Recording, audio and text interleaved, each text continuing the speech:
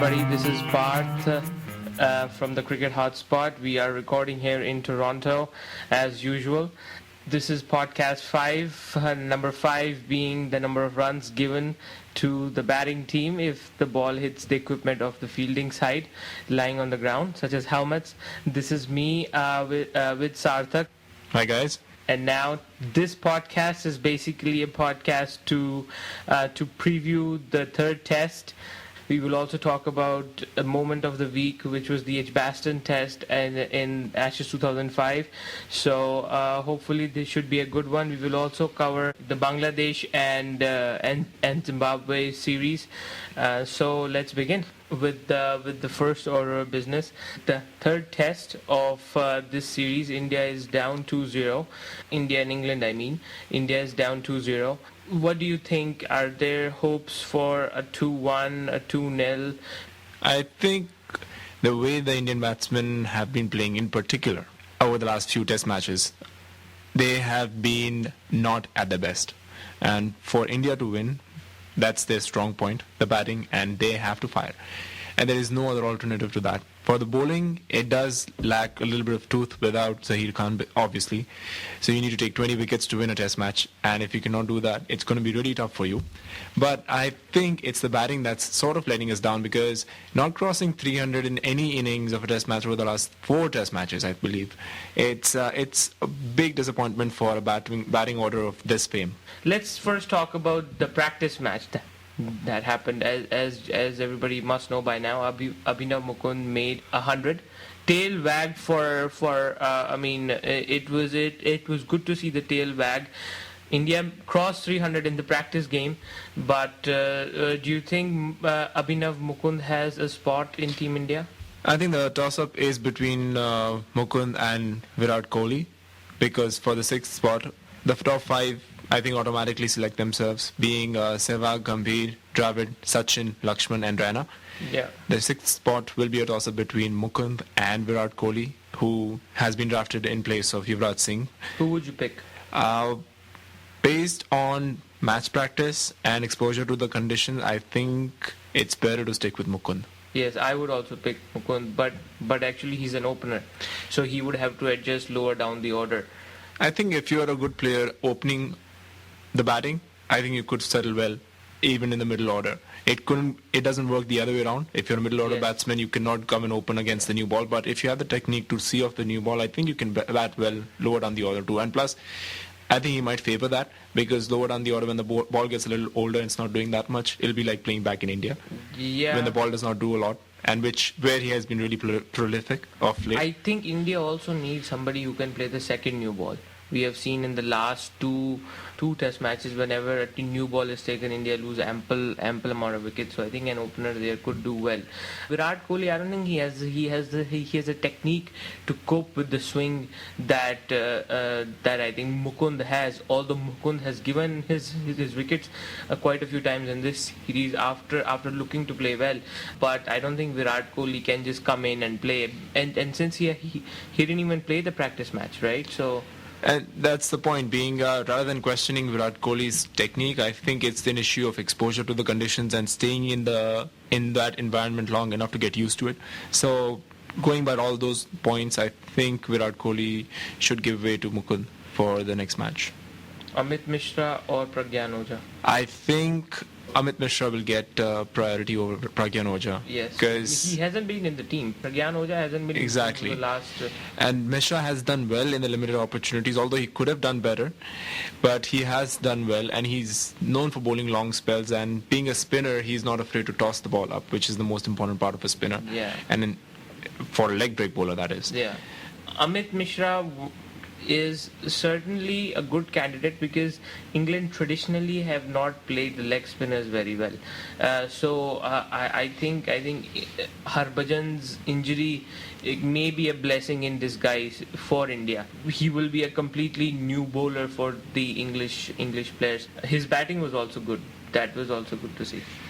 Another interesting point for the upcoming test match is the return of RP Singh in place of Zaheer Khan, which was a big blow for India because 14 to 16 weeks exactly out. Zaheer has been lined out for out of the team for Maybe for next 2 or 3 series. 14 to 16 weeks because of his ankle surgery, apparently, which started off as a hamstring injury, has propagated into an ankle surgery now. So he's out for... And actually hamstring and ankles are far apart, so it's a... I don't know how that connection was made, but yes, apparently that's what it is. Yeah.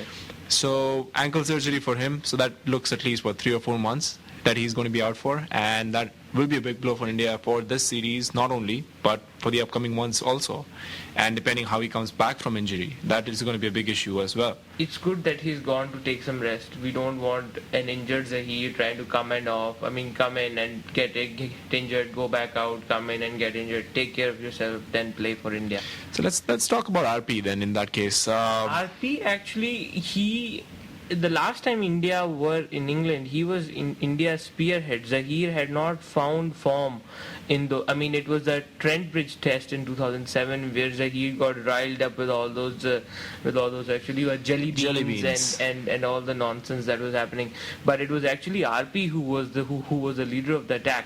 So I am very interested to see how he does in condition where he would get some swinging opportunities, and whether he pitches the ball up, and hopefully it should be a good battle, and especially with Strauss again, a left-hander, so that can bring an interesting angle to the... I think RP has traditionally done really well in pitches which favor some sort of swing and bounce. Beat England in 2007, beat Australia, beat South Africa, the IPL in 2009, where he was the highest wicket taker. 2007 T20 World Cup. T20 World Cup, absolutely. So those kind of wickets do favor RP's style of bowling, and I think he could be an interesting addition to the team because if he gets used to the condition, he could cause some good... He has some pace too. He could cause some damage. Yeah, he could. Would he get to play? I think he should. Over who? There's one man only who can give way to RP Singh, that's Sreesanth. Sreesanth? Yeah. Sreesanth, I am not a big fan of Sreesanth, but in the last test match, I really liked the way he didn't care about anything else. He was just concentrating on bowling, and maybe I thought it was a new Sreesanth that we are seeing, and he got wickets. But you're right that if there is one man that has to give way, it has to be Sreesanth. Otherwise, it would have to be a 4-man pace attack, which I don't know if India want to go in with. I don't think India will go 4-man, but RP may not play.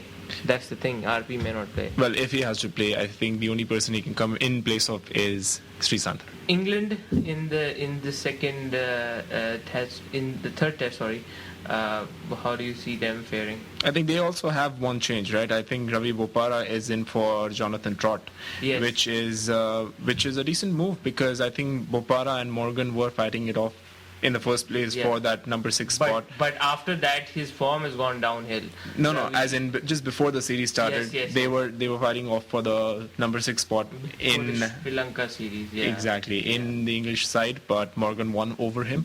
But I think, from what I read, Bopara has been putting in some decent performances in domestic circuit over in England. So it could be a decent decision, but again, it's hard to fill boots of someone like Trott. Now, why I say it'll be tough to fill up Trott's boots is because of his position, which is number 3, equivalent to Rahul Dravid. And if you see, both are in the same mold, and if anything goes wrong early in the innings, you can bank on them to stabilize the innings going forward. But Bopara to come in, and if he replaces Trott number 3 itself, it's going to be a huge challenge for him. Or I think Bell would take Trott's spot and Bopara would take Bell's at number 4 or 5.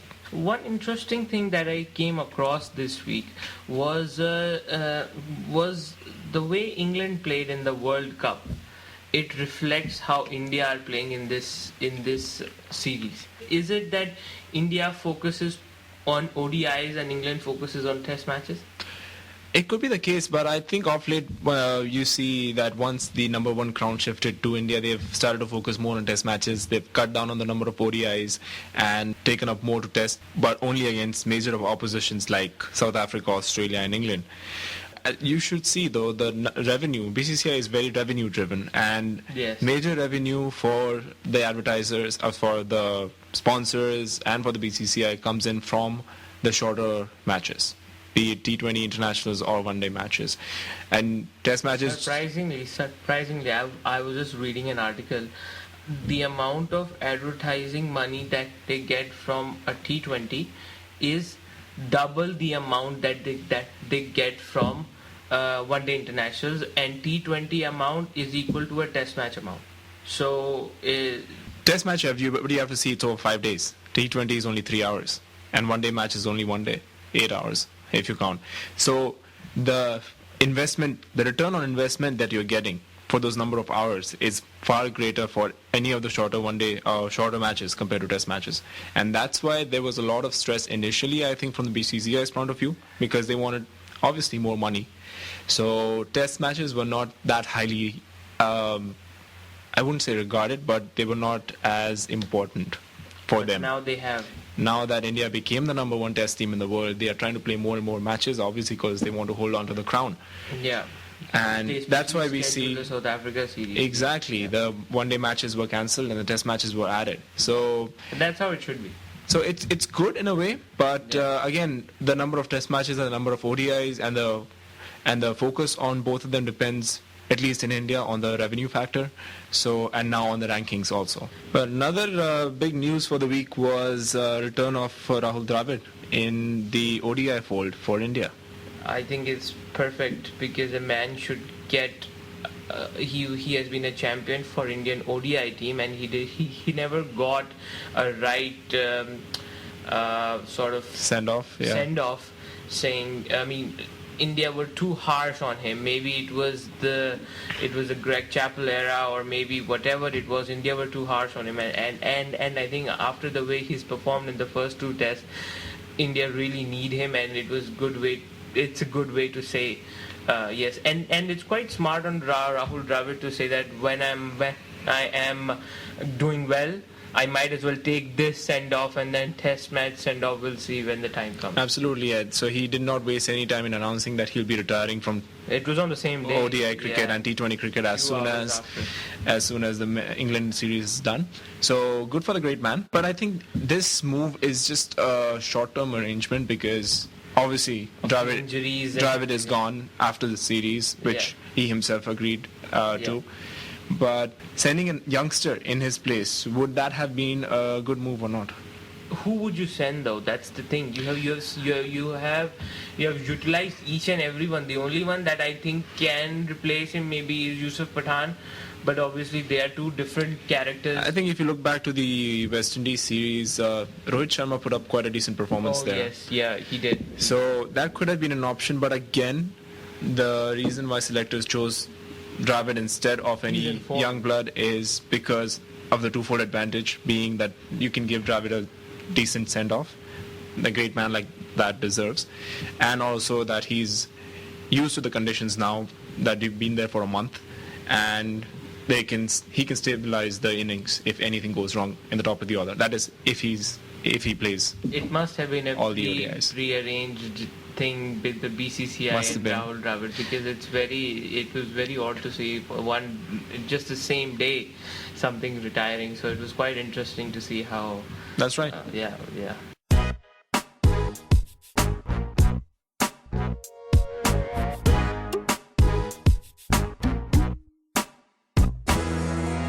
All right, folks. So jumping on to our next segment, we'll talk about what's been going on in the rest of the world as far as cricket is concerned. So this week has been quite historic for Zimbabwe, if you see, because Zimbabwe is coming back to test match cricket after a gap of almost 6 years, and they're playing Bangladesh.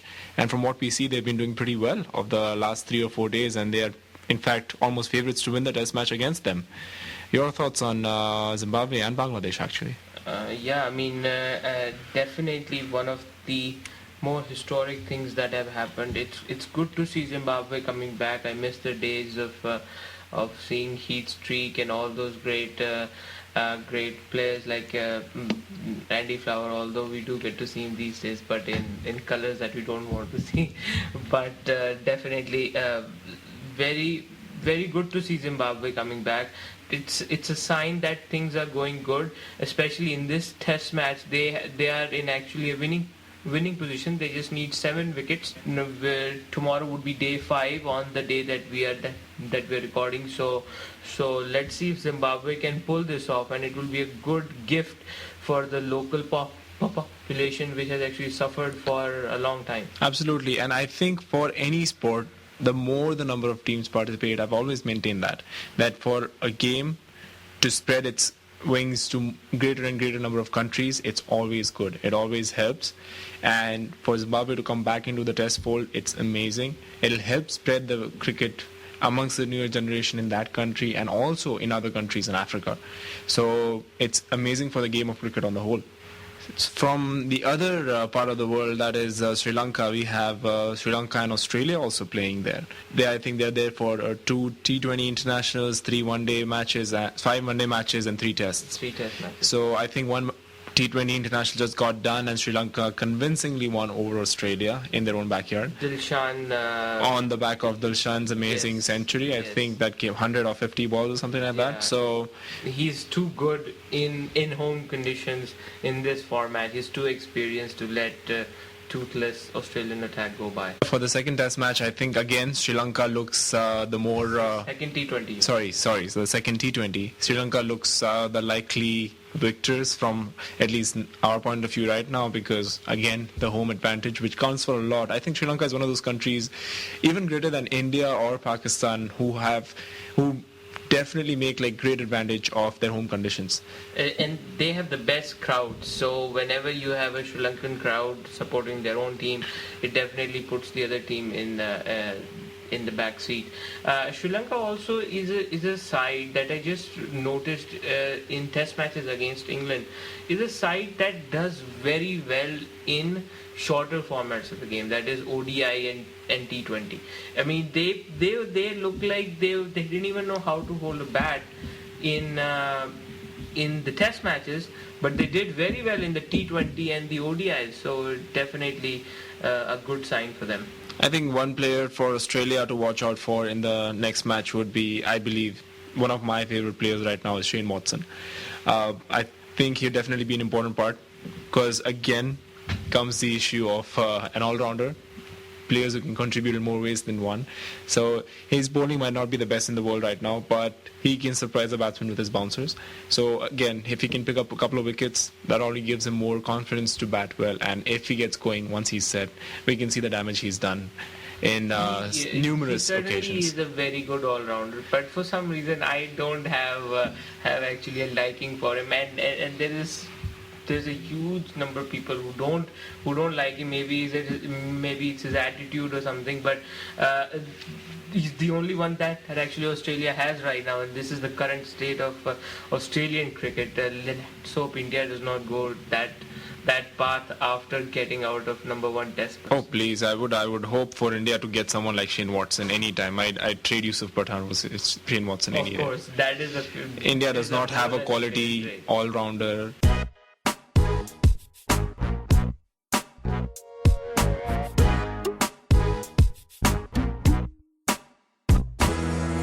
Moving on to our next segment, which is the moment of the week.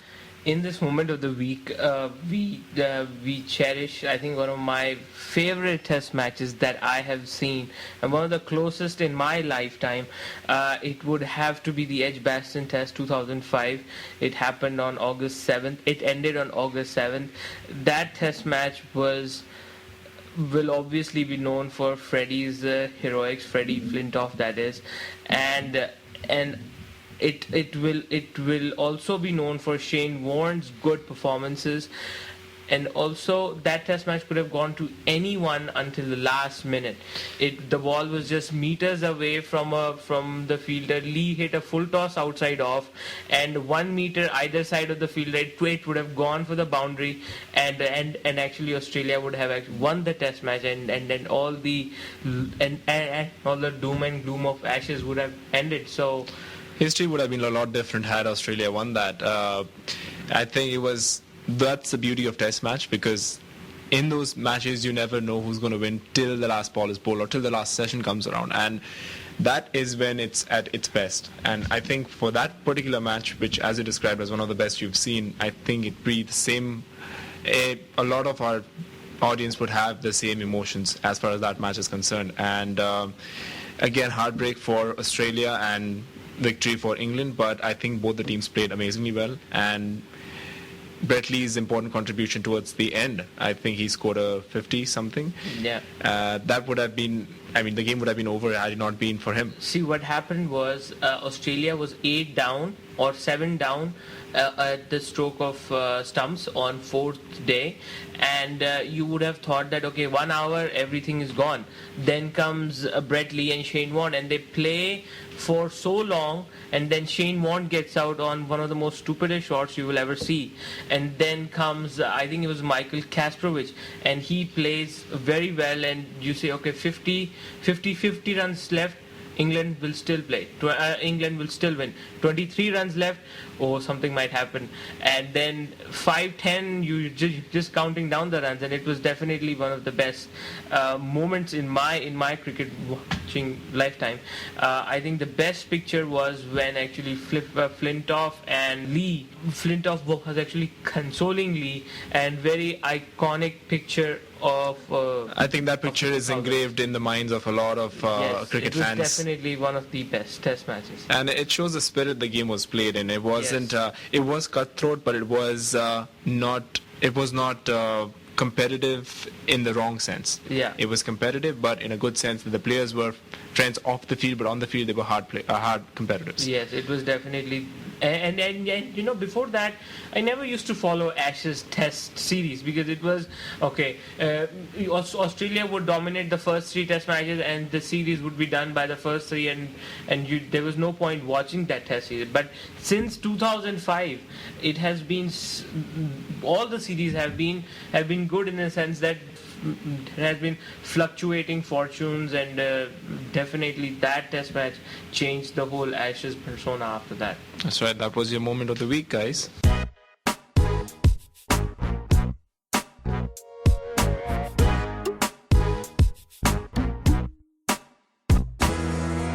Like we have done for the first 2 tests, this is time for fantasy cricket once again.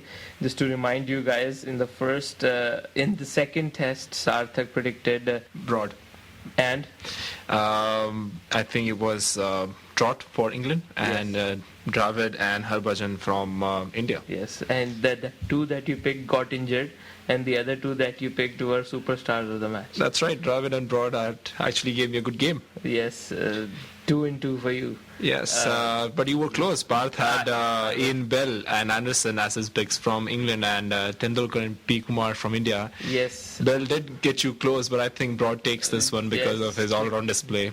And stupid 124 for 8. And the eventual man of the match. Yes. So, all right, for this one, I think going along those lines, what would be your pick? Okay, my pick, I stuck up for Sachin for the first 2 Test matches. I'm not going to give up Sachin and Praveen Kumar, because I don't know if RP will play or not. So Praveen Kumar, he will definitely play.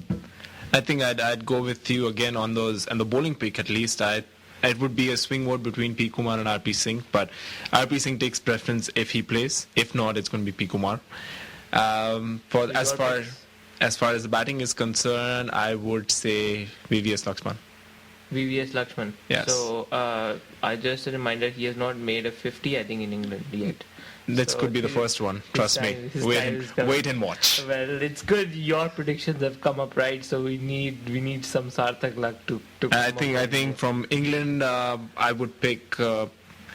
I'm feeling Alistair Cook might play an important hand in this one, and the other one the bowling could depend a lot again on Stuart Broad. I'm going to stick with my dark horse. Okay, well, he's not a dark horse anymore. He's made this trophy his own. In my opinion, I would go for batting. Again, I would stick for Bell. I stuck up for him for the first 2 Test matches. He played well in the second one. So Bell, and for bowling again Anderson, because I'm not sure if Bresnan will play or not. Good luck to you. Yes, but good luck to you. 2-2 for Sarthak. If the past results are anything to go by, we know who the victor is going to be. Well, I hope past results are nothing to go by, and actually India win this match. That's the most important. Oh, that's great. I mean, I would love for that to happen, even if you end up winning this round. Okay, it's okay. All right, folks, it was great having you all again, and do not forget to tune in for our next episode, which will be after the third match and before the first one, where we do the preview for the fourth test match. Yeah. Do not forget to send us your feedback, your comments. Everything is much appreciated, and any improvements that you'd like to see in the show, we'll put them on. Yeah, like us on Facebook at thecrickethotspot.com. Join us on Twitter, Cricket Hotspot, at Cricket Hotspot. This is me, Parth Taneja, signing off from Toronto. This is me, Sarthak Shah, and hope to see you guys next week. Yes, thanks. Till then, bye-bye. Take care. Bye.